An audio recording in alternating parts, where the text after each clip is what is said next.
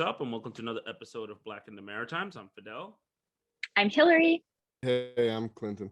And Happy New Year, guys. This is the first episode of the year. Happy New New Year. Year. Yeah. Yes, we have a special guest with us.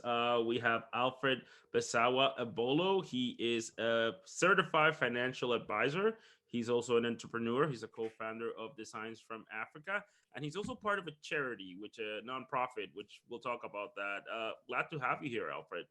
No, thank you. Thank you. I'm glad to be here. Yeah, honestly, I think we talked about it. I'm a fan of what you guys were doing in the Science from Africa a few years ago, and I know Thank you. I tried to get you and your co-founder, and I'll tell the story about that, and I'll tell you why eventually. But before we go there, let's introduce yourself. Like, where did you grow up, and how was your childhood, man? Wow. Whew, we're going to spend at least a month here. Hey, it is what it is. We got time. No, really quick. I'm from Cameroon, I would say. And more, I'm trying not to really identify as a spot in Africa because we're all the same family and all that.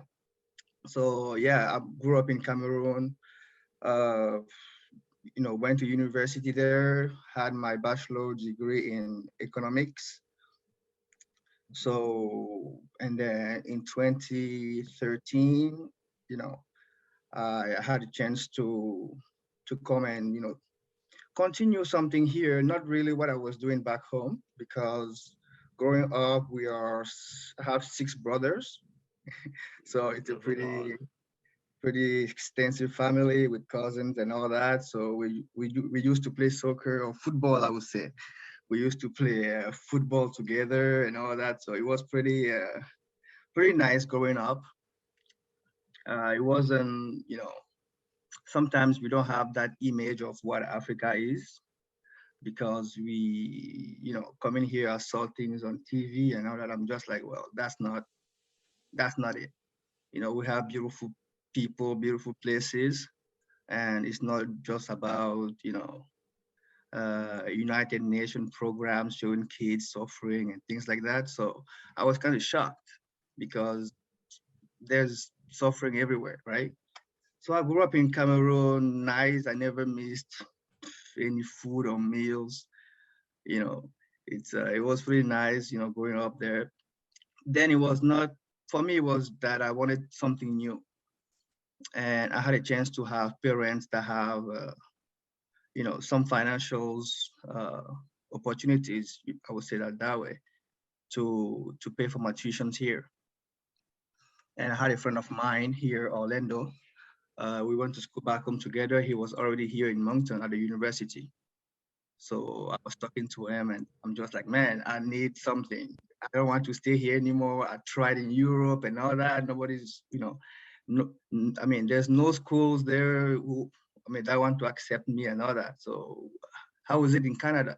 He's like, well, I'm moving to the college. I'm going to a 2-year program now and all that. I said, wow, okay, that's even what I'm looking for. So I sent him all my paperwork. He went to the college, did everything for me. I got accepted. And yeah, a few months later, I was landing here, What year was this? 2013, 2013. Now, for those of you that don't know, Cameroon is a francophone country. Uh, bilingual, it's French bilingual. and English. Oh, okay. So there is. I thought it was more francophone, but Yeah, it's more Francophone, but officially we have both languages. there's a famous footballer by called Samuel Eto'o. He's pretty famous in Europe, and he's from That's right. Cameroon. He was a captain of the Cameroon team. He's a very famous guy in Europe, and it's a very big place. It is, and it's a very. I think it's one of the most developed economies in Africa as well. So that's definitely it's what you said that people have a different mentality when it comes to Africa. Yes, there's poverty. We're definitely going to say that there is poverty. There's poverty here. There's poverty everywhere, and because there's certain places that are still under civil war. Some places more than other because everything is all together. But I do agree what you say that some people do think about Africa as a different type of place, like underdeveloped, which again, to some extent, some parts are, Hmm. but some parts are nice and and like I said, you come from a background, you were educated, you went to school, you went to university there, you study economics, you never had any issues, and you decided to get something new. You also went to Europe as well, so No, no, I That's wanted to go to Europe, but I didn't get a chance to get accepted to any schools there. what country did you apply first? Obviously France and Belgium, Switzerland. Yeah. Oh, so that was a lot of school. Oh yeah. Wow. Uh, And then maybe it wasn't my spot to be, right? I mean, I know guys that study in Switzerland, and it's super expensive there. So probably that was the best bet was to here. So you come here, and again, what city in Cameroon were you originally from? I'm from Douala. Douala. Okay, so the Yeah. population is there like around how many people you think it is? Phew.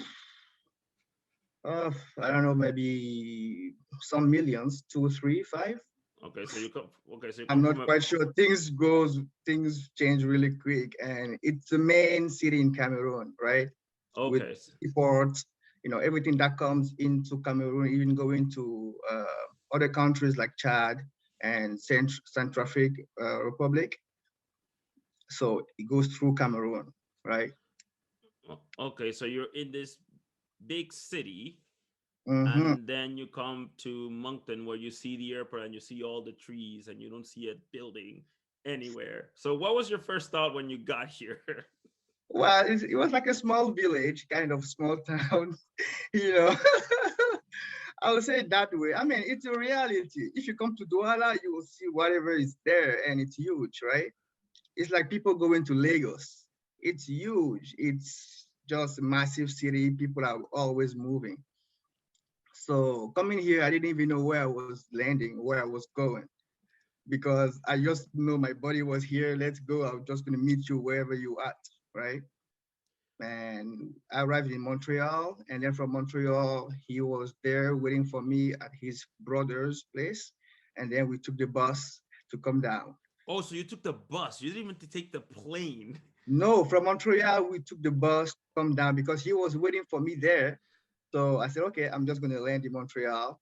And he picked me up. We spent 2, 3 days there. I had my cousin there. And then he said, well, let's take the bus to drive down to go down to New Brunswick. I was like, yay, let's go. Oh my God, it's like what, 15, 17 hours?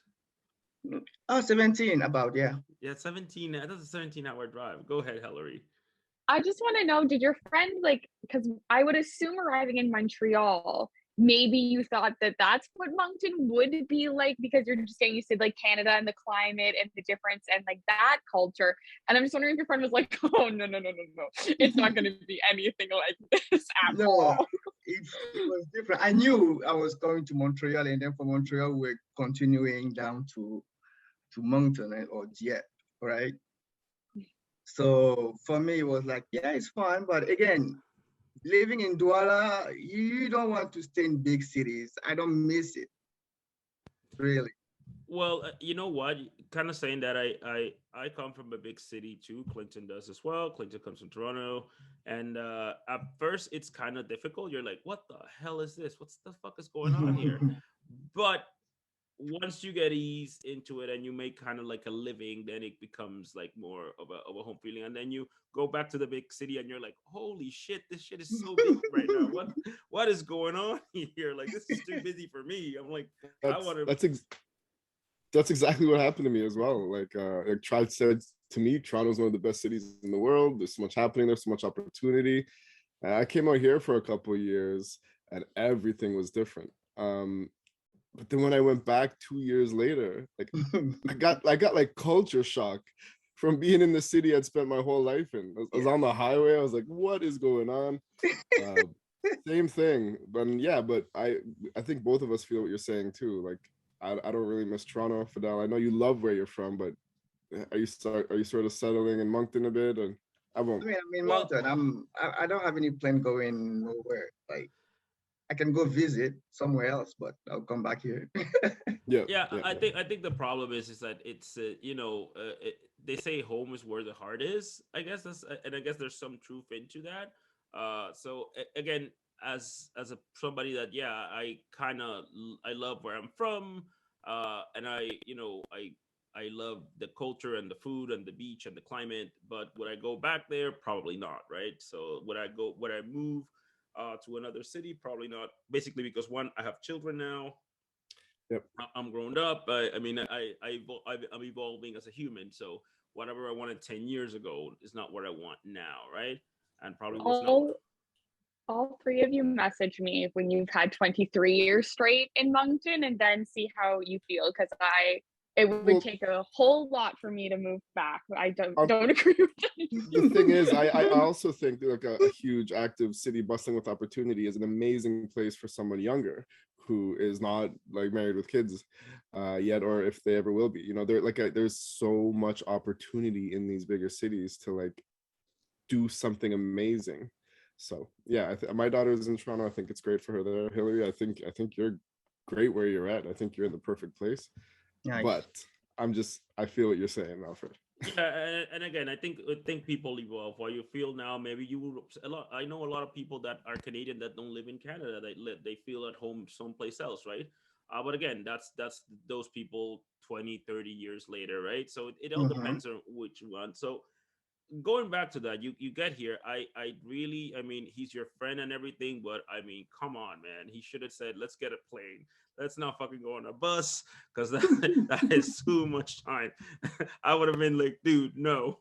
Oh, the trip. I thought you were gonna say, dude, how did you bring me to Dieppe? How did you bring me No, to no, no, no, Moncton? no.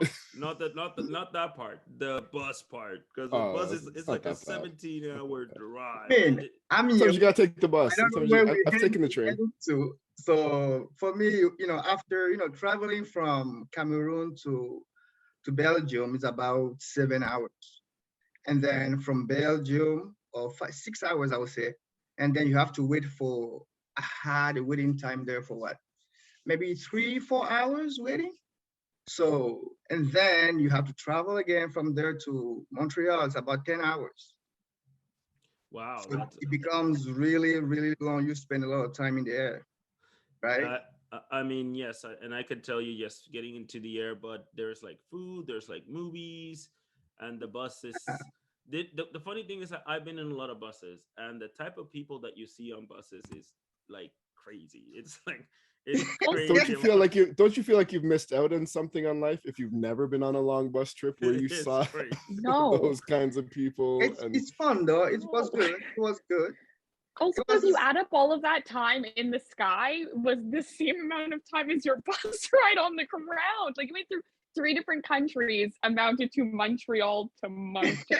nah, And the there's and something about the train is the same length of time. I've made that mistake before for a concert, 17 hours on the train. No, I you're bet it brave. was an adventure for you in a new country, on a bus to your new destination, hanging out with your friend, joking it up, exactly. You enjoy that, taking your stops. small talk Yeah, and man. you Yeah. relax and all that. And we brought food with us, right? Because I was at my cousin, I had good food and Okay, at least you had the good food. So oh yeah. Anyways. speaking about food, which is thing, for me, that was one of my first culture shock. The seasoning here was like, what is this? Like, what was your first cultural shock that you had here? I mean, if there's any seasoning, well, not to say something wrong about it, but for me, the way you used to eat or whatever, when you taste something that has, less spices and things like that, you don't feel anything because your mouth and palate and all that is different, right? And sometimes it's just like, oh, we're missing something here. You try to put something else just to give it some taste. So the shock here for me, yeah, the food, but back home and with everything that came after, with all the colonizations and all that, we kind of grew up into the thinking that, seeing those advertising on TV, showing you McDonald's, showing you all those big brands. And for us, it was like, yeah, I'm finally going to get that. I'm finally going to eat those kind of things. And when you arrive, you just like, okay, so you try first, twice, and then you just like, oh, it's not that,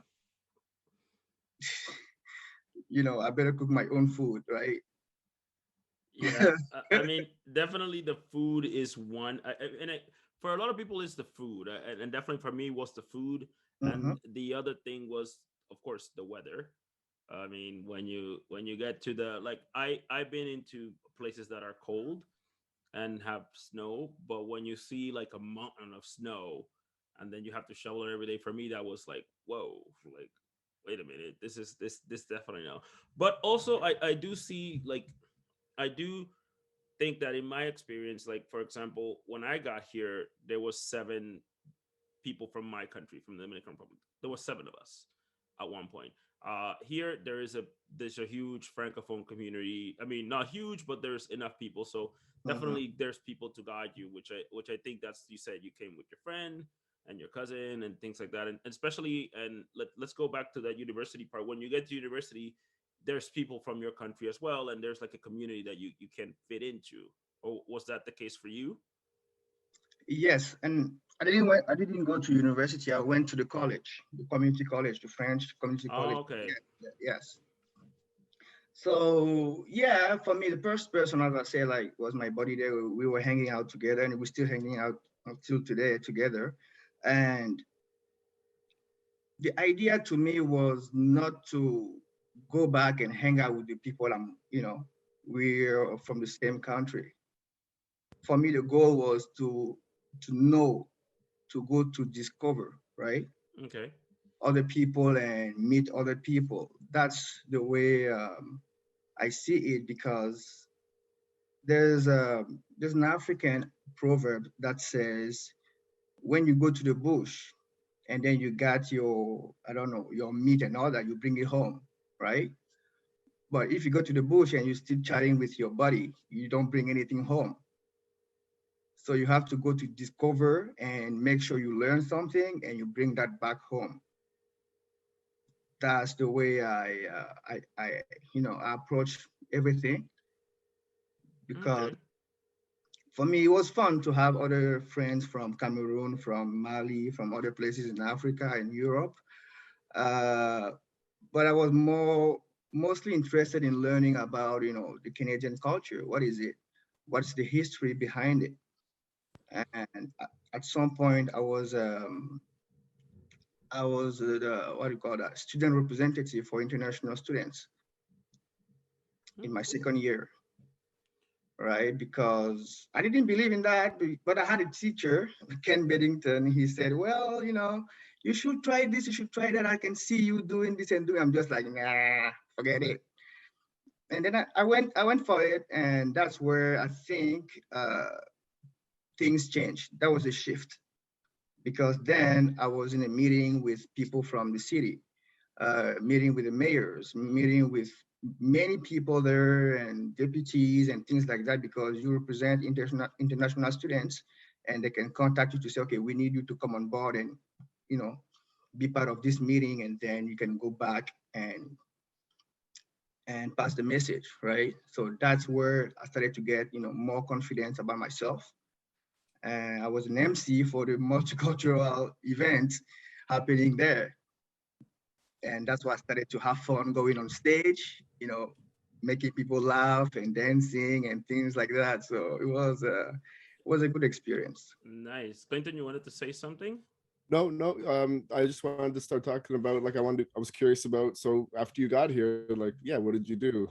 And you've already started telling that story. So Yeah, so yeah, I went to the college. I took transportation and logistics then, because since Cameroon, um, I went and did my research, and I found out transportation and logistics was booming, right? Instead of going and doing accounting or administration, whatever, I said, no, I'll go and do transportation and logistics, because for me it was the opportunity. Because my dad was like, no, go do finances and things like that. I'm just like, nah, nah, nah, nah. I'm going to do whatever I choose to do. Oh wow! So you're like I like your, because you're like an explorer. You came with the explorer mentality. You're like, okay, let me explore this new thing. Your teacher tells you explore this, and you came with a really open mind, which is amazing.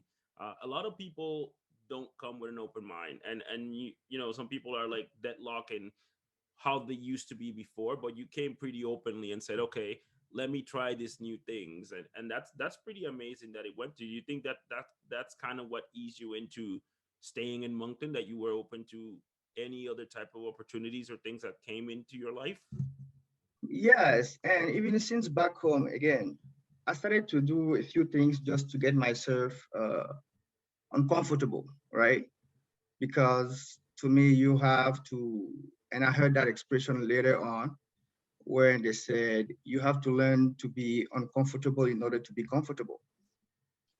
So I started to do like door to door sales since from Cameroon, right? So I have to go and meet people in their houses and talk. I'm selling this and that.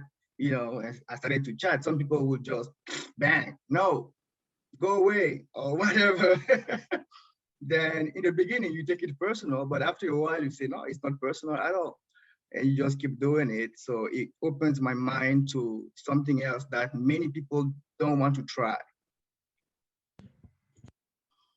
That's kind of cool that you say that, because I remember somebody told me, like, if you ever want to get ahead in life, and if you ever want to, want to do things outside your phone, they tell me take a sales course and start Mhm, selling, because that gets you out to talking to people of something. Like, you have to talk to these people that don't know you, and you have to mhm, sell them stuff. So that definitely gets you. Somebody told me that, and I did take a sales course, and I did like it, but I kind of like it wasn't for me, just because I can I know I could do it, but it wasn't just it was just I like to be creative, so I think that's one of the things that I kind of put. But yeah, I definitely think that will get you out of your comfort zone, and if you can do that, then it gets you ready for everything. So once you get like, let's get there. Once you get into universities, you start emceeing, you start doing all of these things, you start meeting all these people. uh like, what's your objective from that point on, now that you start doing all of this stuff? Uh, the objective was really just to finish and start working because that's what I had in mind, and that's why you speak with your parents and all that. They will say, "Oh yeah, now you need to start looking for a job." And again, the other thing is the networking. I started to get a lot of connections, and we had this activity with one of our teachers, transportation teachers, where we have to go to the transportation club every month, once a month. So I was just sitting there. My English was not that good or that better yet because I was just speaking French. I grew up and went to school just, doing everything in French. So when I first came, that was one of my challenges, the biggest one, because I wanted to learn really quick in order for me to have more opportunities than others that can just speak French or that can just speak English because now I can speak both. So it was to find a job, I would say, because you have your parents there. Yeah, now you have to find a job and help for this, help for that. I'm just like, okay. And I started working for Celtic Transportation. But the way I've met those people, it was at that transportation club that we were going to every month. And I was sitting with them on the same table. We were eating and just chatting and laughing and things like that. So a few months later, they sent a note into our class to say, yeah, we're looking for an intern or we're looking for whatever. And I'm just like, well, yeah, I can apply. I can, you never know. And I went there, I gave my resume, and then I got, you know, the first time you go through the interview and they will say, yeah, we'll email you back and all that, just wait for it. And then I got email. They say, yeah, we want to meet you again for second round of the interview process. I said, okay. And we were probably 5 people applying for the same spot in our classroom. So after that, we were like 2 people left, and then at the end they picked me, right? And when I was talking to the guy who I did the interview with after that, Chris, he said, well, when I saw your resume, I know this person. You know, that's what he told me. He said, yeah, I know this person. I don't remember where, but I know this person because, and then where we've met, it was just, we didn't even do anything like going through whatever process. We started just to laugh and talk and things like that. Nice. It's all about who you know. You definitely. I think and I say this as a personal story. I was a general manager at a call center at one point. I was in charge of, you know, hundreds of people at one point, and I was a supervisor at one, and then I was a manager at one. And then one day I got all stressed out and burned out, so I just had to leave. So I left the whole thing, and I lasted like 4 months or 3 months without having a job. I started partying, just getting people, just and I didn't do anything. I was like, whatever. I'm like, and then I was broke, and I was like, okay, I need to get a job. I need to go get a job. So I went there, and I go to this job. I'm like, all right, let me get this first job, see what's going on. And the human resources manager says, like, oh, you don't remember me? I'm like, no. Oh yeah, I was working at the center. You were my boss, and I needed a day off because I had something to do, and you let me go. And she's like, oh, you're such a good guy. Okay, you don't need to do the interview. You're hired. Let, I'm like, whoa. let's go. I'm like, I didn't know this woman was like the head of the boss. So it's really all about who you know, and that's what you gotta Yeah, know. and it's also about who you are and your attitude, your attitude, against other people, because the way you present yourself, the way you treat other people is going to come back at some point. Yeah, that is true. Hillary, you wanted to say something? No, Clinton. No, Clinton Okay, does. Clinton does. Yeah, I saw his So hand. you were so were you saying you were the representative for the international students at UDM, and in that No, at the position CCNB, the French for Community College. CCNB, and Yeah. so that gave you an opportunity to meet with city officials, other organizations, groups like that. Mhm. What was that like for you? Tell us about that. Like what were some of the meetings like? What did you experience? Were there good, like, any highs, any lows, any stressful things? That's really interesting that you had that inside kind of link to Mhm. those channels to represent students. For me, it was all new. It was fun. For me, it was just going out there and put my smile on. That's it. Whatever was going on into there, I was just there to listen and give my point of view whenever I needed. But the whole thing was to make sure that for me, and again, wherever I go for networking or a meeting or whatever event, I, I want to make sure that people will remember my face or remember my smile. They don't need to remember my name or something like that, right? But I need to have that impact into people where when you're going to see me again, say, oh yeah, I remember you somewhere. I had a lady like that saying, oh, I remember you were wearing this shirt and things like that, but she didn't know my name, right? But she remembered the shirt I was wearing and all that. She's like, wow, I'm just like, oh, okay. So those meeting was something else because we don't have opportunities to sit around the table with these kind of people, having Okay. programs, saying, okay, we need to do this, we need to do that. It's fun in the beginning, but at some point it's just that things don't move as quick as they speak, Yeah, I right? agree. So at some point for me, it was like I wanted to move things where I said, well, and that's one of the things, it might be good or bad, but I didn't want us all Africans staying at the same spot because at some point they were saying, oh, this is Black people's spot because all the Africans or Black people were just hanging out at that same spot at every break. So for me, it was like, man, you didn't fly all the way here to come and sit again with that same person you flew with. Go and say hi to somebody else. Go meet somebody else. Just go say hi, say your name and smile and do something. Go to discover something else and try something else and put yourself out there. It's really interesting that you're saying that. Do you kind of take credit for pushing sort of more of the African community to integrate with Moncton more? Because I will say, my parents moved here in '99, and I didn't want anything to do with it. I eventually came here in 2009, didn't intend to stay, but I did. And during all those 10 years, I gotta say, other than a couple spots in Moncton, I knew there were a lot of African students at the schools, but I didn't see them anywhere. I didn't go on the campuses, so maybe I saw them at one club. but Mhm. I didn't see them in like malls or shopping centers or walking through parks or in outdoors events. Yeah. And I moved here in 2009, and I gotta say, in the past 5 or 6 years, I am now seeing African students and African people integrated into the city, and I see many cultures, including African students, every single place I go. Hmm. So would you say, can you take a little bit of credit for that? Are you saying that you really helped back in, what year was this, 2013, I mean, 2014? the A little bit, few, right? To help yeah, the few, push everyone out there? yeah, just push them, and at some point you have to, because you don't, you can't tell me you came somewhere and you don't want to talk to anybody else. And after you've done with school, you're looking for a job.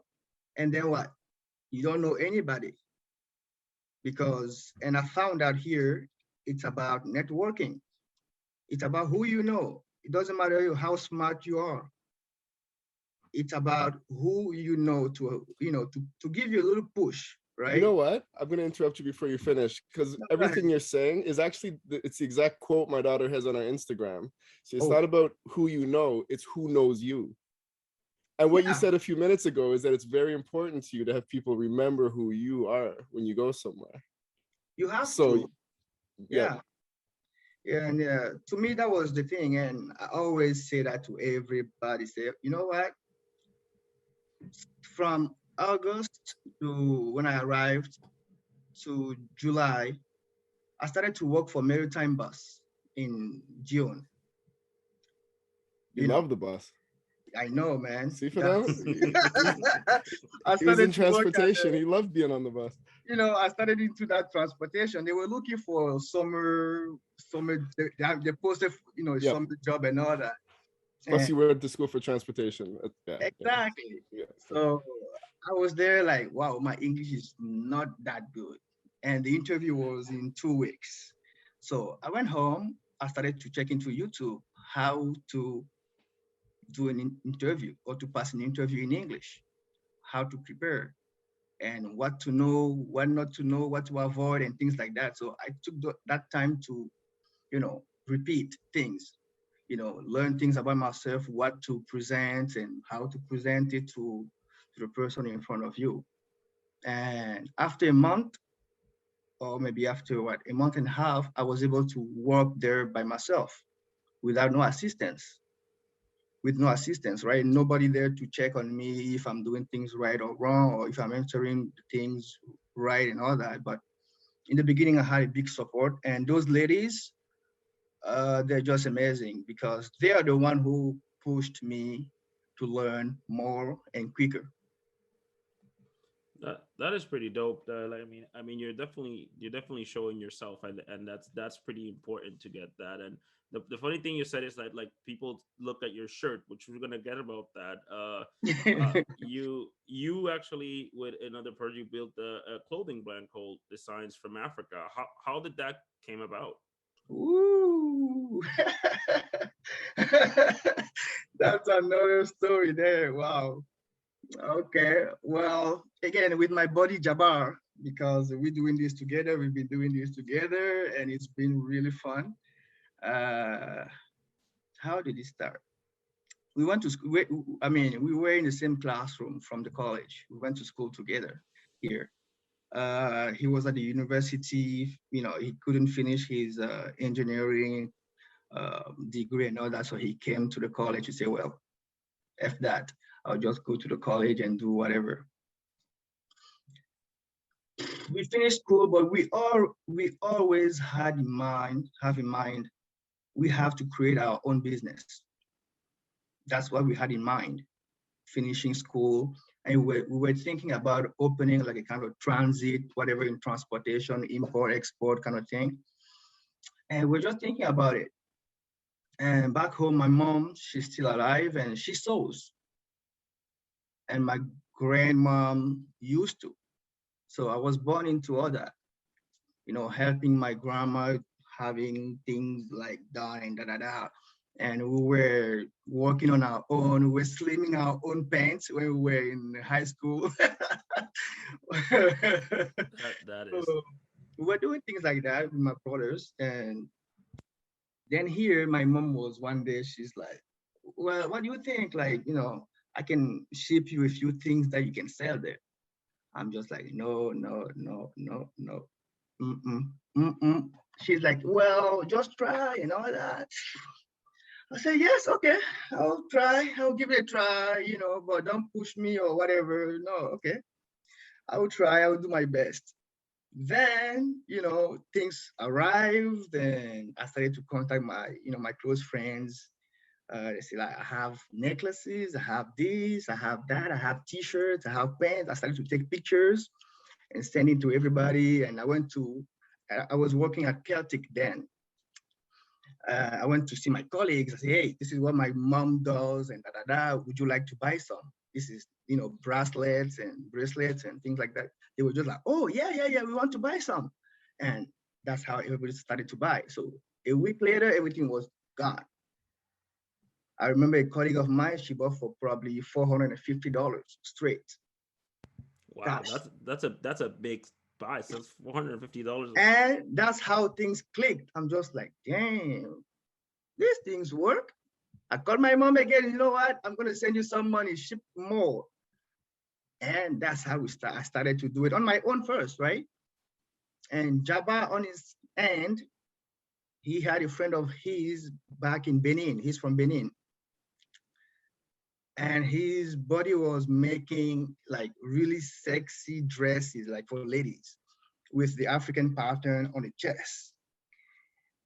I saw that. I'm just like, man, where do you take all those things? He's like, well, I have my guy there. We doing this and that. And he started to sell them too. And we were at my spot here at my place. And I was probably frying something. We were trying to eat something. And he's just like, well, what do you think if we can just put, everything together into one thing and do it? I'm just like, well, sounds like a great idea, man. Just, okay, let's do it. Let's do it. And we started to put things together. And at some point, I just told my mom, you know what? I will pay you whatever I owe you, and then we're going to start business from fresh. So I'm going to be the one sending you my money instead of you sending me things to sell for you. I'm going to send you my money. So you cut your mother off of the business? It's business, man. Okay. She wasn't off. She was still buying things for me there. But the thing is, at some point for me, it was just difficult every time to deal with that. Okay, I have to sell and give her the money back because sometimes it might take longer to sell some stuff, right? And I'm just like, yeah, it's better for us to deal that way. So she was fine. I mean, yeah, she's your mom. I mean, I'm just like, of course she's gonna be fine. I mean, yeah, she's the one who started that anyway. Yeah, so, yeah. Shout out to your mom to give you that idea, though. Yeah, always. So what year was this? We were in we were finishing 2015, and then we're getting into 2016. Okay. So the brand is going super well, like from started, and you guys start doing the. Yes. Like you built the brand and you call it Designs from Africa, and I'm assuming not yet. It wasn't that at the beginning. In the beginning, it was just from Africa. Okay. Right. In the beginning, it was just simple from Africa. And we had the international night at the university, at the UDM. And I had a buddy of mine there. He was like, well, I went to see him, say, man, we need to have a booth. We need to sell these things. That. He's like, man, you guys are late. We know everything is past. We don't do this anymore. Or even though you want something, you have to pay for it. We just like, man, we don't have money. You know what? We're going to pay you afterwards. So after the event, we sell and then we pay you your money. He's like, no, I don't want it. And we prepared everything. That was the first time we were putting in a Facebook page in place, like a business Facebook page. So we had to do everything. We had to take the pictures. We invited friends to come and we had a photo shoot with all that. And the photographer was was one of Jabba's friends. And we told her like, you know what? We don't have money to pay you. Maybe we may pay you. Do you like necklaces? Do you like, clothes, dresses? She was like, yeah. I said, okay, you come and pick whatever you want and whatever we have to pay you, if it's not enough, we're gonna, give you the remaining. She's like, yeah, she's fine with it. So she took anything she wanted for maybe 200 because she was asking probably 400 to do all the photo shooting.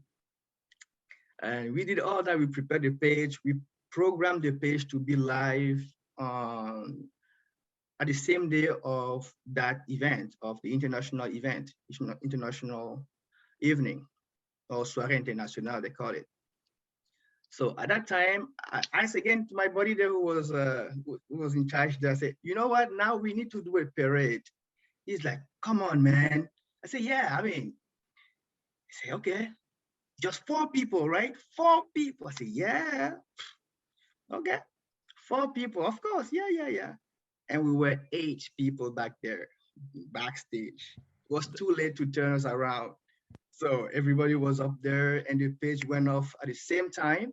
And people started to see the same thing on the Facebook notifications that, oh, that's a new page. And they were seeing the same clothing going, on the stage. And everybody was like, wow. So after that night, we didn't even sleep because we got more than thousands like. Wow, in one night, that's crazy. 1,000 Yeah, likes. in So 24 hours, it was just going crazy. People thought we were from Toronto, US, and things like that. So wow. that's where everything started from. And then from Africa became after design from Africa, because we didn't want just to bring things from Africa. We wanted to do things like this to, to have that cultural, how do you call that? Uh, Multicultural, you mean, or like yeah, to bring kind of people together at the same time. People don't want to wear the whole African thing all the time. So they want something fashionable and they can wear every time. And to us as a business, the one thing that people will wear all the time to brand. All right. So that's how we change things a little bit. that's pretty cool because I mean, there's nothing worse than seeing a white blonde person with a dashiki, which is weird as hell. So I mean, definitely wearing something that you could relate better. It is a good concept. So I'll ask you this because I've been following the brand for a while, and like I seen that you guys have talked. You guys do live videos, and you guys talk about like the experience as a black entrepreneur in Atlanta, Canada. What do you think has been the hardest thing you guys have has faced, like with this type of business? With this type of business, I would say, most of the time things are not made for us as Black person, because sometimes you might have an idea, but the way you approach it, and if you have to go and look for some, we had support, not to say that we didn't have support, right? We have support from 3 Plus and all that. We went through a training with 3 Plus. But at some point, it's just a little bit harder to get into the finances and things like that. Maybe because we were just starting and things like that. But the thing is, we need more support that way, because culturally we are in a market where we don't necessarily know a lot about the culture, how to do things, and how to put yourself into that. But in the other hand, it's just our own people, you know, because they will see me selling, they will be like, yeah, if I say it's $50, they will say no, I will pay 30, right? And they don't understand the work you have to put in there, whatever you have to do before, all the way to present that product to them. So it goes both ways at some spot, at some, yeah, because when we go to Walmart or those who are without publicity, to those big stores, you don't argue, you don't ask for this or that, you pay and you get out. So for me, it was like the mindset that, okay, in order to support me, you don't want, I don't want to beg. I'm not begging people to buy it, but they will come see you like you need the money more than whatever you're doing as a business. Yeah, the reason why I ask you that is because again, I have done some other ventures myself, right? I done different, mostly online. That's really, I do a whole lot of online ventures and things like that. And I followed your brand, and there was another brand that came out in the same type of year that you guys came out. There was actually a couple of them, but there's two in particular, but there's one in particular that I would say that kind of caught the eye. And I met the guy, and he wanted to promote a party, and I promoted him one of my websites, and that was cool. And then all of a sudden I see that the guy just blows up. It blows up, like he's on the papers, he's everywhere, he's like everywhere. And I'm like, wait a minute, okay, that's cool. And then I see you guys' brand, which is like, I thought it was a way more original and way different things. And at first I wanted to interview you guys because I think something wasn't adding up because of my own experiences, and I wanted to communicate with you guys for that. Mm-hmm. And that was one of my questions. I was so curious, like, how is this guy getting all of this attention, all of this financing, all of this distribution, all of this access? And you guys were kind of like, and you guys started in the same, you even had, in up to one point, you even had the same amount of followers Mm-hmm. at one point in time. And then it just went over. And I'm like, and then I started realizing, because of myself, because I had some issues, are like, the only difference that I'm seeing is that I'm a black man trying to make an idea, but if another counterpart that just happened to be Caucasian gets way more access. Not necessarily saying that that is the case for the brand, for your, what happened to you guys, but I was definitely had that curiosity in mind forever, because I didn't know if you guys went to finances, I didn't know if you guys went to some places, but it kind of clears out that you guys did. And it brings, it is a clear issue that when it comes to people of color and businesses, there is a little bit of, there is a hurdle here in the Atlantic Canada region. But why? Yeah, it's good you're bringing that up because again, it goes down to uh, the amount of education you have, and the network as well of people you have as well. Because he might know more people because he's born or born and raised here, more contact, more people to know you, understand the system better. You know how to manipulate things because you have that information in your hands. Because culturally, back home we don't really deal with credit a lot. We know loans, to get loans is really difficult. They just give money to people who have money already, right? So being here, starting a business, it was for us like just a dream. We never thought that we would create a business one day. So for us, just having it was already a winning game, right? But and then later on, you found out, okay, you have to learn the system. You have to make sure that you educate yourself about all that in order to have access to that information. Maybe you need to hang out with different people to have access to all the things, right? And and that's one of the things I've been really obsessed with, and that's why I'm into finances and investment now. Because for me to learn about it, if you don't understand the system will crush you. Not because the system likes other people better, because I've met a lot of Canadians or Caucasian who do not know anything about whatever is going on, either their money or whatever, right? So I don't want to put that into something like, as I'm black. It's already visible. I'm a black person, or I'm an African. But again, to me, I want to get like one of my I'll call that a mother. That's how we call our ladies who are maybe elders and all that. But she's a mom, right? So she was saying, in order to know where the kitchen is in a house, you need to get into that house, right? And Yeah. everything that people say in the living room, it or decide or whatever talk about in the living room has been decided in the kitchen. So if you just stay in the living room thinking that, okay, yeah, you surrounded with people, no, the decision has been taken in the kitchen. So for me, That's the mentality again that I have today, because we have to learn more about the system and put ourselves in the best position, because we're going to have the same information, or we're going to get as close as we can and put that into our own advantage at that time.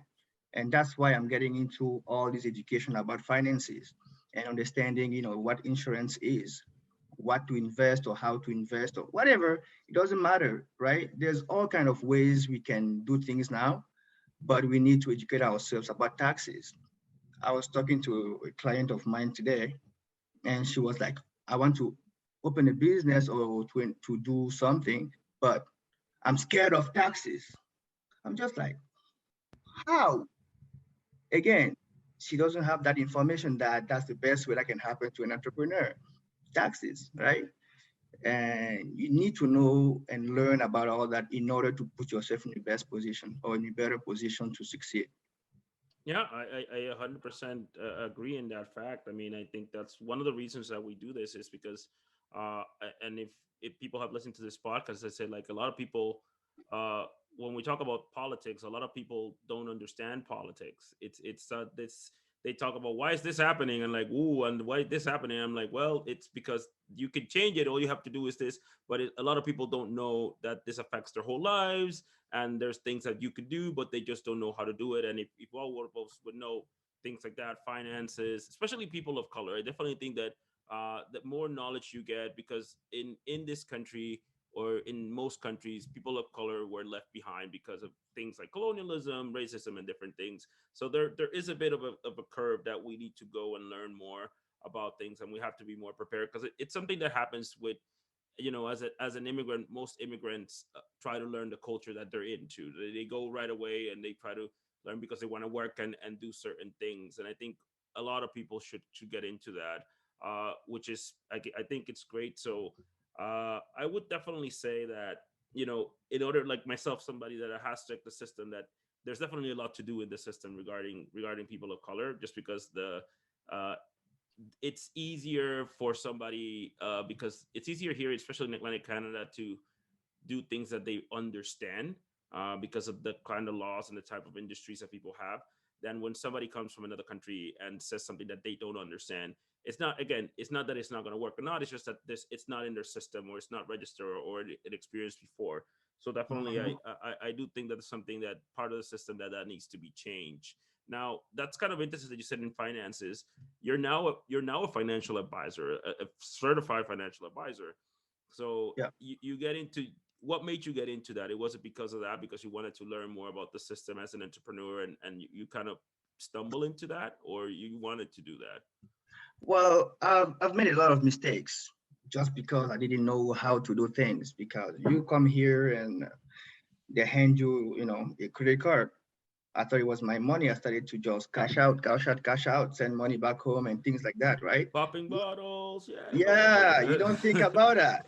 You just, yeah, that's my money. Nobody is talking to you about, the credit line or history or credit history. Or, I mean, a lot of things they don't tell you, oh, whatever you're doing today is going to affect you down the road.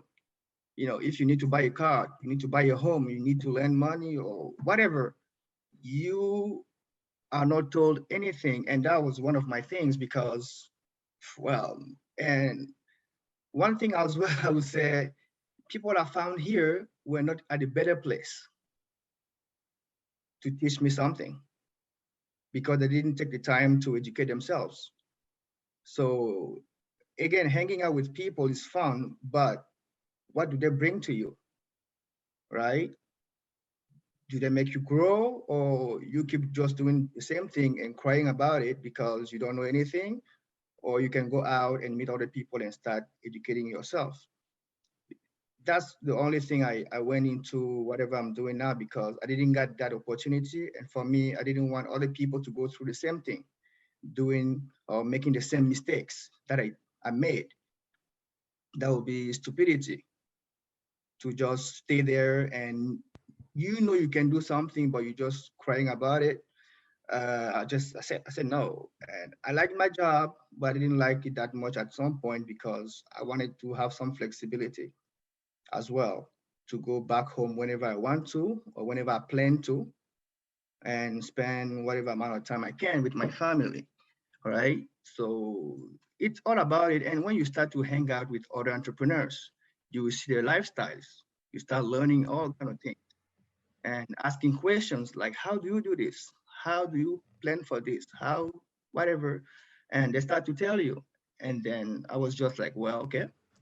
I, yeah, I wanted to help other people.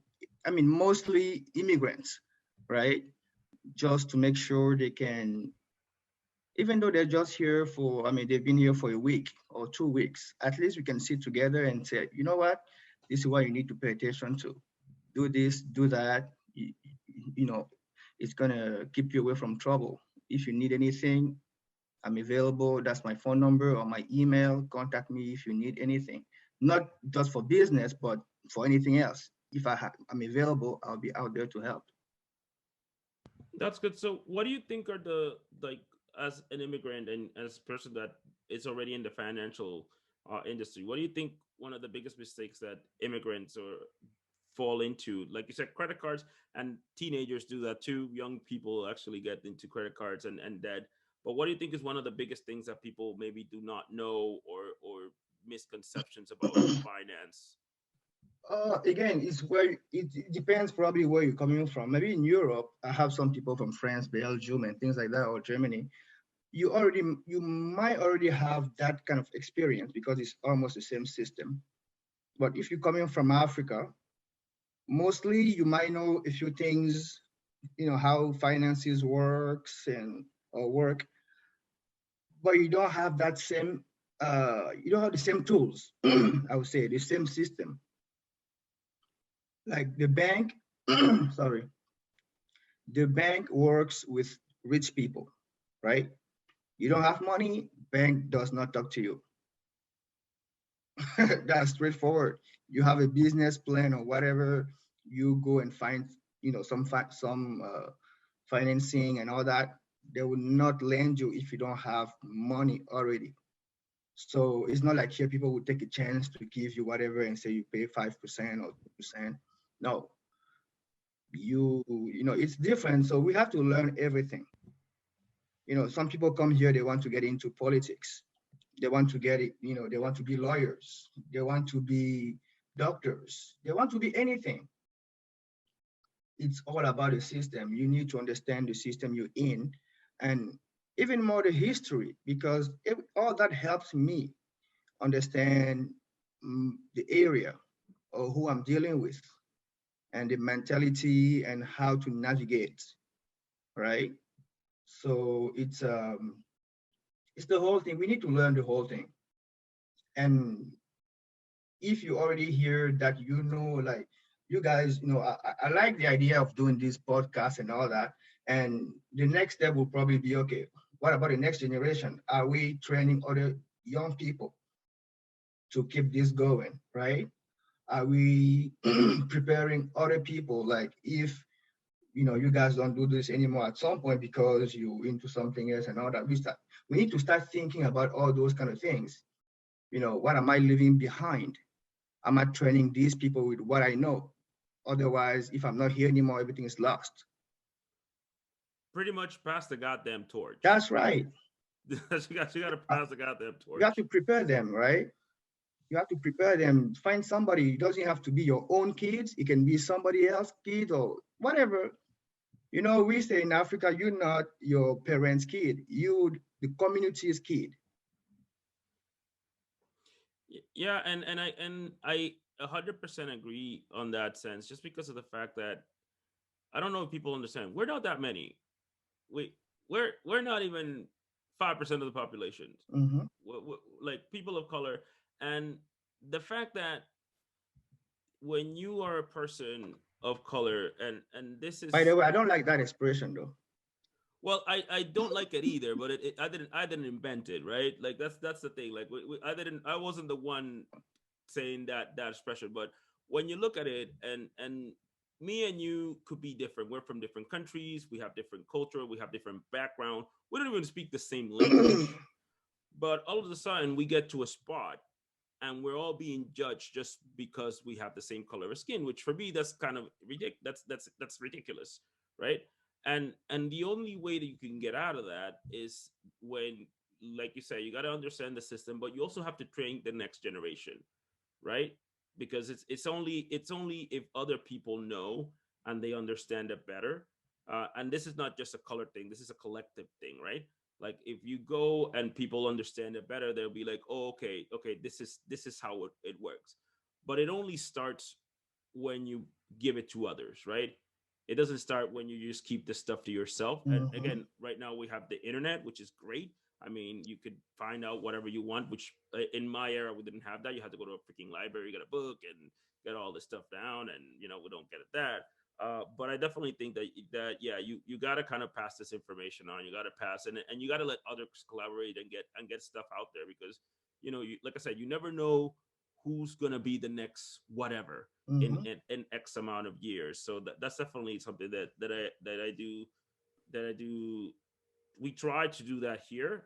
Definitely, we try to bring stories like yours, which is kind of amazing. You're like a super positive, very explorer type of guy, and definitely you're going to this journey, because again, this is not over yet. Who knows where you're gonna be the next 10 years? Uh, You don't yeah, want yeah, to know. yeah. So who knows where you're gonna be? But that's definitely. But going to that, where do you think you're gonna be yourself in the next 10 years? The next 10 years, hmm, to tell you the truth, I don't know yet. But I know my plan is to go back home at some point. And the idea is doing what I'm doing now, because we have to start thinking differently. Uh, Me going to do a be like an independent advisor and not necessarily having to work like an 8 to 5 kind of job is just that you can build something for yourself that you can pass on to somebody else after and keep getting paid for it, right? So if in 10 years or 15 years I decide, okay, I don't want to do this anymore, I'll keep getting my passive income for another many years. And again, and I'll tell you like why I really did this move at some point is just that I don't know how good or how much you guys know about the African history, because you from Republican Republic. Where are you from, Hilary? I was born and raised in Moncton. My dad's Senegalese and my mom's Acadian. And my Black African history is, I will say, piss poor because of the New Brunswick education system. So I know très petit peu. Okay. What about you, Clinton?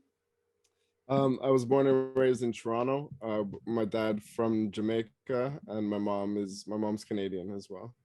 My Okay. dad did a DNA test a couple years ago, and so we think maybe the ancient heritage goes back to Nigeria, but it's no one who was brought over here hundreds of years ago can really know. So, Mm-hmm. and I don't know. I mean, I know half the countries, and I know some things about certain cultures and countries through in Africa, but not as anywhere as near as in depth as maybe Europe or Asia or some other places in the world. Nice. Okay. So I would say here we're all Africans, Yep, that's about right. right? That's about right. Because for me, I don't want to identify as a Black person or person of color. No, I'm from somewhere, right? And going through like that learning process of, waking up one day and asking, okay, what the hell is going on? Where is that God and things like that, da, da, da. So I started to do some researches. So there were some kids killed in Cameroon because of some just bullshit. I'm just like, well, okay, I need to get into something. I need to learn more about the real history, because we were taught things in school because all our books were from France. They were all made in France and brought to Cameroon and teach to us. And I started to get into that, and I started to ask myself, okay, what were we before whatever they told us about colonization and slavery? because our history didn't really start from there, right? Because now we pass all the time thinking about slavery, and we keep crying about something and we get pissed about it because that's what the system put in front of us to remember that we're not this, we're not that. And we keep, nourishing that same system, and we keep just, you know, jumping in the bag, I would say back home, like you're just jumping in the bag, you're not going anywhere. And we're complaining about this, about that. It's, yeah, it's true that you know, we were taken from there. But if you look at everything that happened before those two events represent probably 2 or 3 pages of a 1,000 pages book. Yeah, it is. Right? So for me, putting my energy into learning or staying there is just like not, yeah, it happened, but to me it was like, okay, what did we, what were we before that? And then I started to discover a lot of things where I'm just more proud of myself today because I knew my grandfather, they were big people, amazing people. They created a lot of things that we're using even today, but we were not told anything about it. So now I'm even proud of myself because I know my history, not the one somebody else told me, right? Yeah, I That's so definitely. interesting. Sorry, may I say something? Go ahead. Yeah. We often complain about the lack of education we got here in Canada and how we weren't taught about other cultures of the world. But at least we could say, well, even though a lot of it turns out to not be true, we were taught about Canadian history. And while this shouldn't be surprising to me, but it is. So are you saying like in the, I guess, 90s or so, growing up in Cameroon, your history books all were imported from France They about your still, own history in Cameroon and what they like, and that's how you learned about your own country and your history and what they wanted you to know?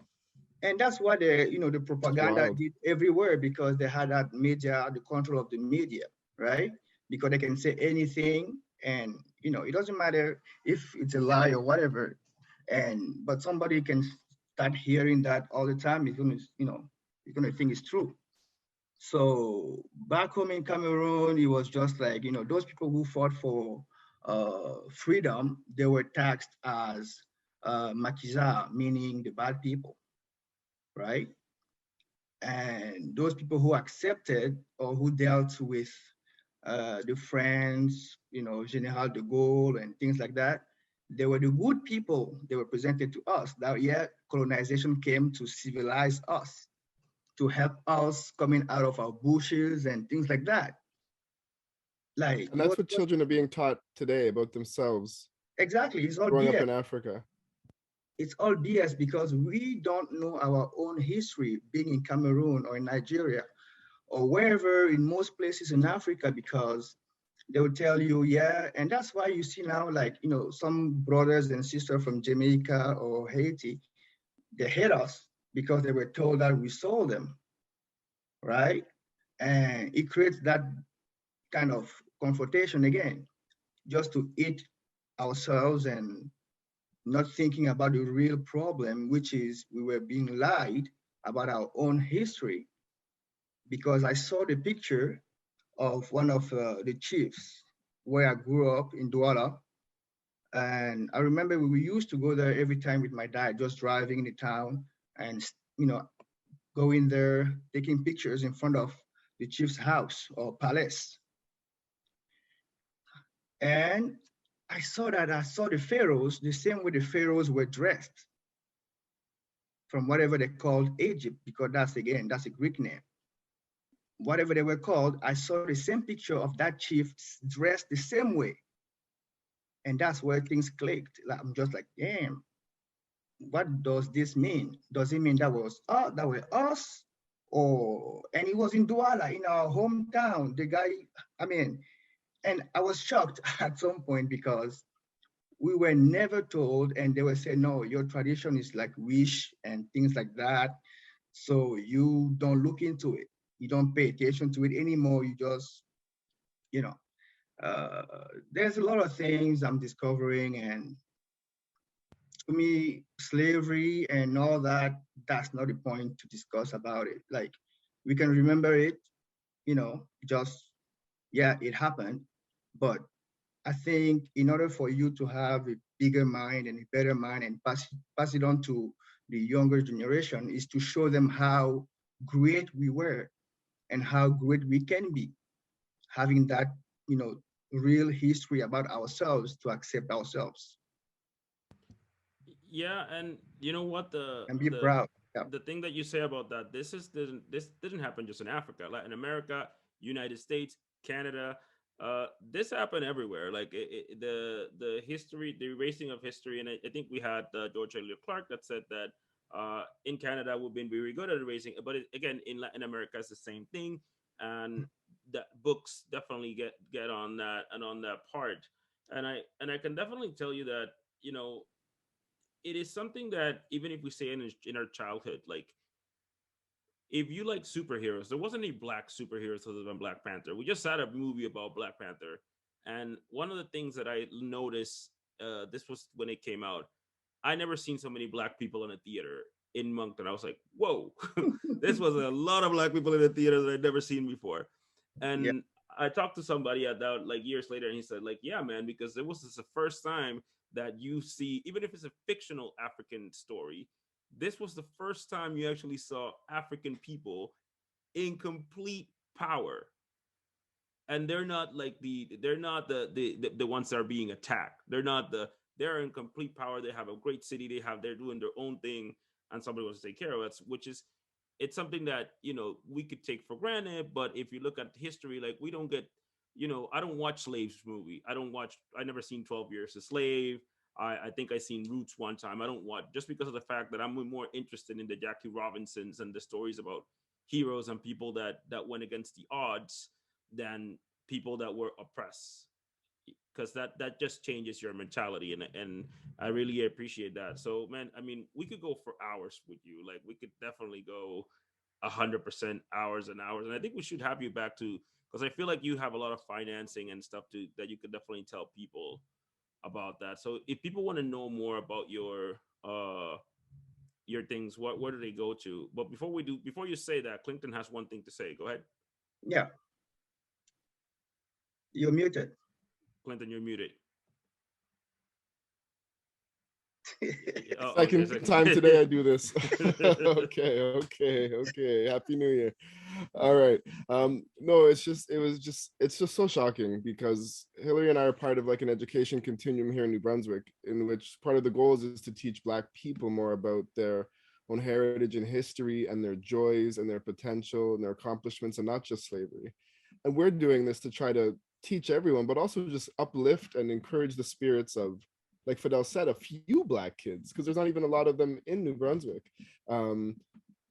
So to hear that a whole whole countries of people all across the world, Fidel, South America, Cameroon, and everywhere are being all of, like, I imagine Cameroon is, you said, is bilingual, but it's almost completely Black people, Africans, dark-skinned Africans. It's not really bilingual. I don't say that because that's whatever they decide officially. But I mean, it's dark-skinned Africans, it's Black people.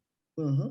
And all being taught like this controlled history still from European countries today is just so reminiscent of, like, I don't know, like brainwashing, 1984, like complete control states.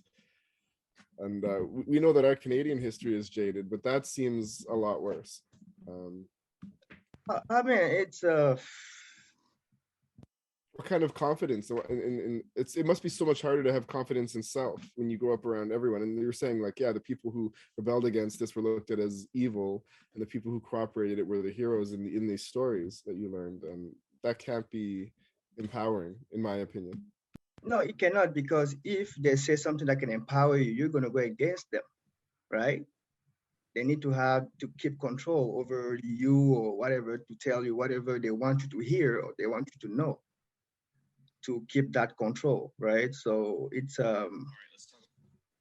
our today is our goal now to just try to do the best to shift things and again, get more educated about ourselves, because many Black people don't like their face when they look at that themselves in the mirror. They want to be like somebody else's, with blue eyes and things like that, just because that's, you know, the beautiful prototype we're presented to. Yep. Yeah. And That's yeah, that's all. Yeah, it's just I don't we know need what to say to about it. It's just so, and it's we need to work on that. surprising even though it shouldn't be. Yeah, sorry, go on. No, I was just going to say we need to work on that and try to, be more proud about what we are, or who we are, in order to, break those chains up here, in order to be proud of, you know, if you're proud that you know your history, you're going to pass it on to your kids. But if you don't know anything about it, you're just going to pass on whatever you know and whatever you were taught, right? So, And I think that's one a message that I say to people, you know, get some traveling done, because I feel like for places that is shocking, but if you go to a lot of places, it's definitely like why, like if you look at women, why women put their hop comb in their hair, like process their hair, or like they wipe it, like they bleach their skin, and they do a whole lot of things that, like, basically that women of color are not supposed even to do. And you look at it, and it's because of things like what you watch in the media and what you had in television, and that's, I mean, that's definitely something that right now is changing. It's definitely changing, and hopefully we'll get there eventually. But we We'll also got to definitely get talk to people too, because as much as I've traveled, or I could travel, it's, I'm not going to be in the classrooms looking at the history books. Maybe I'll talk to people in those countries, but hearing that is again so shocking. yeah, no, definitely. So Alfred, like I said, we Larry, wanted to say something? I was just going to say briefly, I've mentioned this book twice, I think, last year in our last two podcasts, but on Race and Storytelling by Essie Edugyan talks about multiple Black cultures where not only did they face erasure, but they faced basically this brainwashing and lying about which tribes hated them, who committed slavery, why Asian people didn't like them. There's one country, and I don't remember it exactly, but Asian people went to this African country to mine, left their families, created new families with the Black people there, and then got like doctors to like euthanize their babies so there'd be no traces of these infidelities. Like there's so many other horrors and stories that we don't know about that like we are still uncovering and learning because stories are told from white perspectives. And colonization has erased so many histories. So I'm always appalled at history, but I'm not super surprised. It's definitely still happening. And that's why education is so important. Well, yeah, we need to amplify that, we need to amplify that. And if there's any way I can, be part of whatever you guys are doing, maybe a presentation or just to talk about it or whatever I can share with, yeah, I'm open to. Yeah, for sure, man. We'll definitely have you again. I think there's a lot to talk about, and like I said, I think that's the thing. I think what we try to do is to amplify voices like yours and get people to get these stories out there, because again, there's a lot of stories that haven't been told uh, Mm-hmm. in Atlantic Canada. I'm not even going as far as Africa. I'm talking about right here, right? By people of color, for people of color. And I think those are the ones that we want to make sure that we get there. So if people want to find you, where do they go to? Oh, on Facebook, most likely. It's Bessawa Ebolo on Facebook. And I have my, I'm not allowed to mention that, but I would just say, yeah, on Facebook, Bessawa Ebolo. Uh, yeah, and if it's based on, the business side of, you know, you're looking for a financial advisor, you can hit me up on my Facebook, or I can leave my phone number if it's needed. Is it, or it's Yeah, fine? if you want to promote yourself, go ahead. If you can do whatever you want, man. Don't worry about it. Sure, yeah, you can, give me a shout at 506-227-6899. And some people call me Alfred, though some Bessawa, some Ebolo, so it's the same person. And I'm based in Moncton. If you need help with, you don't understand much about your own group insurance at work, you don't understand much about, you're looking to open a business, or you're dealing with employees, and you want to set up something for your business, I can be there for, like, to help you out for that. And yeah, all kind of, life, critical illness, disability insurance, and all that. So the goal for me is mostly education. you know, it's to educate people in order for them to take the best decision.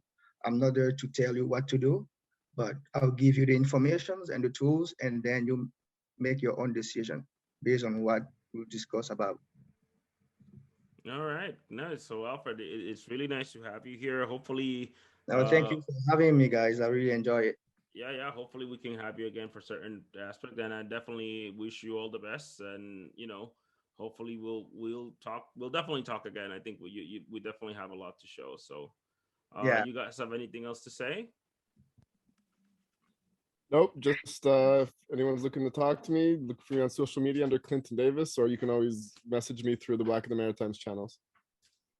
Cropberry, the usual. And thank you so much for being on the show today. It was really, really great to hear. I love fashion stuff, so it made me very happy. What a great way to start the new year, everyone. Yeah, this was really interesting. I thank you so much for being on the show as well. Thank you. Amazing. So, guys, subscribe on Apple Podcasts, Spotify, wherever you get your podcasts. Please donate on Patreon or PayPal. It really helps out the show. Don't forget to like and subscribe. Follow us on social media, Black in the Maritimes, in TikTok, Facebook, Twitter, Instagram. Peace out. Peace. Bye.